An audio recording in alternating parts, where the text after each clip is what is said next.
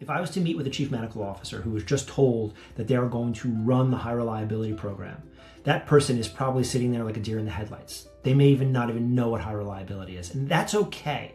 I think what I would tell them is to be brave, because the truth is they are not going to know all the complexities. They're not going to know everything that needs to happen. They have all sorts of unforeseen challenges that are going to confront them. It really does take some courage to step up there and say, I'm going to lead this activity that I don't maybe completely understand. I don't really know how we're going to get there, but I'm going to lead us through that. The second thing is they need to be patient. So this is not something that happens in a week, in a month, or even a year. This is something that's going to take 2, 3, 4 years. It's going to take a long time, and you are going to make missteps, and you are going to get distracted along the way, but don't stop, right? Don't stop. Keep revisiting what you're focusing on, realizing that you're not going to do this all tomorrow, that it's going to take years to effectively make cultural change that is going to lead your hospital, your health system to becoming a high reliability organization.